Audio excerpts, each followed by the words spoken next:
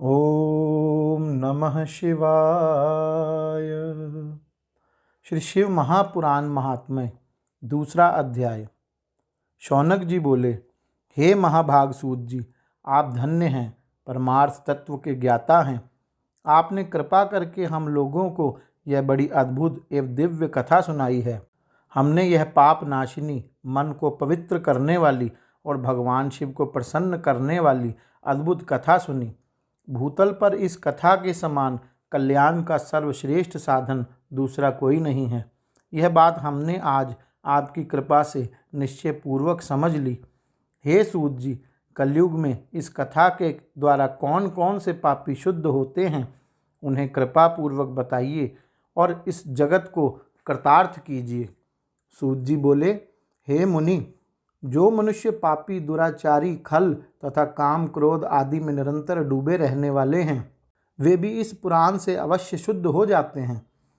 यह कथा वास्तव में उत्तम ज्ञान यज्ञ है, जो सदा सांसारिक भोग और मोक्ष को देने वाला है, सभी पापों को नष्ट करने वाला है और भगवान शिव को प्रसन्न करने वाला है। जो अत्यंत लालची, सत्यविहीन, अपने माता पिता से द्वेष करने वाले, पाखंडी तथा हिंसक वृत्ति के हैं, वे भी इस ज्ञान यज्ञ से शुद्ध हो जाते हैं। अपने वर्णाश्रम धर्म का पालन ना करने वाले और ईर्ष्याग्रस्त लोग भी कलिकाल में इस ज्ञान यज्ञ के द्वारा पवित्र हो जाते हैं। जो लोग छल कपट करने वाले, क्रूर स्वभाव वाले और अत्यंत निर्दयी हैं, कलयुग में वे भी इस ज्ञान यज्ञ से शुद्ध हो जाते हैं।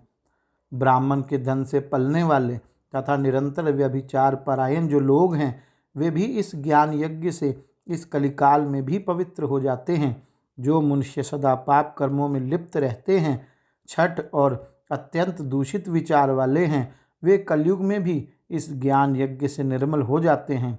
दुष्चरित्र, दुर्बुद्धि, उद्विग्न चित्त वाले और देवताओं के द्रव्य का भोग करने वाले पापी जन भी कलिकाल में इस ज्ञान यज्ञ से पवित्र हो जाते हैं। इस पुराण के श्रवण का पुण्य बड़े बड़े पापों को नष्ट करता है, संसारिक भोग तथा मोक्ष प्रदान करता है और भगवान शंकर को प्रसन्न करता है। इस संबंध में मुनिगण इस प्राचीन इतिहास का उदाहरण दिया करते हैं, जिसके श्रवण मात्र से पापों का पूर्णतः नाश हो जाता है। पहले की बात है कि रात नगर में एक ब्राह्मण रहता था, जो अज्ञानी, दरिद्र, रस बेचने वाला तथा वैदिक धर्म से विमुख था। वह स्नान, संध्या आदि कर्मों से भ्रष्ट हो गया था और वेश्यावृत्ति में तत्पर रहता था। उसका नाम था देवराज। वह अपने ऊपर विश्वास करने वाले लोगों को ठगा करता था। उसने ब्राह्मणों, क्षत्रिय, वैश्यों, शूद्रों तथा दूसरों को भी अनेक बहानों से मारकर उनका धन हड़प लिया था। बाद में उसने अधर्म से बहुत सारा धन अर्जित कर लिया, परंतु उस पापी का थोड़ा सा भी धन कभी धर्म कर्मों में नहीं लगा। एक दिन वह ब्राह्मण एक तालाब पर नहाने गया। वहाँ शोभावती नाम की एक वेश्या को देखकर वह अत्यंत मोहित हो गया। वह सुंदरी भी उस धनी ब्राह्मण को अपने वशीभूत हुआ जानकर प्रसन्न हुई। आपस में वार्तालाप से उनमें प्रीति उत्पन्न हो गई। उस ब्राह्मण ने उस वेश्या को पत्नी बनाना तथा उस वेश्या ने उसे पति बनाना स्वीकार कर लिया। इस प्रकार कामवश होकर वे दोनों बहुत समय तक विहार करते रहे। बैठने, सोने, खाने पीने तथा क्रीड़ा में वे दोनों निरंतर पति पत्नी की तरह व्यवहार करने लगे। अपने माता पिता तथा पत्नी के बार बार रोकने पर भी पाप कृत्य में संलग्न वह ब्राह्मण उनकी बात नहीं मानता था। एक दिन रात्रि में उस दुष्ट ने ईर्ष्यावश अपने सोए हुए माता पिता और पत्नी को मार डाला और उनका सारा धन हर लिया। वेश्या में आसक्त चित्त वाले उस कामी ने अपना और पिता आदि सारा धन उस वेश्या को दे दिया। वह पापी अभक्ष्य, भक्षण तथा मद्यपान करने लगा और वह नीच ब्राह्मण उस वेश्या के साथ एक ही पात्र में सदा जूठा भोजन करने लगा।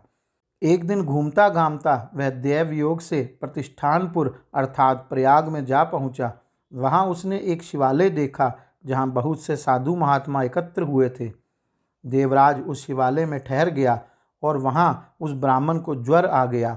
उस ज्वर से उसको बहुत पीड़ा होने लगी।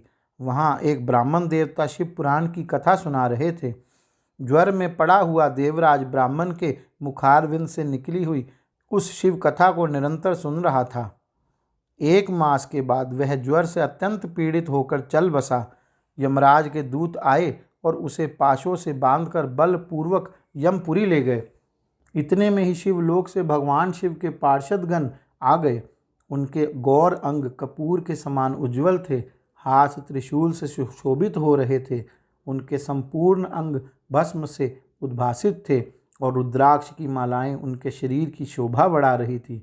वे सब के सब क्रोध करते हुए यमपुरी में गए और यमराज के दूतों को मार पीट कर बारंबार धमकाकर उन्होंने देवराज को उनके चंगुल से छुड़ा लिया और अत्यंत अद्भुत विमान पर बिठाकर जब वे शिवदूत कैलाश जाने को उद्यत हुए, उस समय यमपुरी में बड़ा भारी कोलाहल मच गया।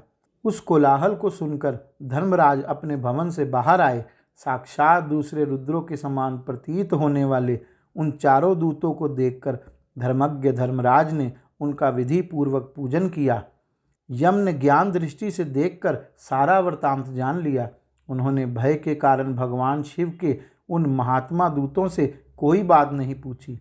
यमराज से पूजित तथा प्रार्थित होकर वे शिवदूत कैलाश को चले गए और उन्होंने उस ब्राह्मण को दया सागर साम सदाशिव को दे दिया। शिव पुराण की यह परम पवित्र कथा धन्य है, जिसके सुनने से पापीजन भी मुक्ति के योग्य बन जाते हैं। भगवान सदाशिव के परम धाम को वेदज्ञ सभी लोकों में सर्वश्रेष्ठ बताते हैं। ब्राह्मण, क्षत्रिय, वैश्य, शूद्र तथा अन्य प्राणी, यहाँ तक कि जिस पापी ने धन के लोभ से अनेक लोगों की हत्या की तथा अपने माता पिता और पत्नी को भी मार डाला, वह वैश्यागामी शराबी ब्राह्मण देवराज भी इस कथा के प्रभाव से भगवान शिव के परम धाम को प्राप्त कर तत्क्षण मुक्त हो गया। गौरी शंकर भगवान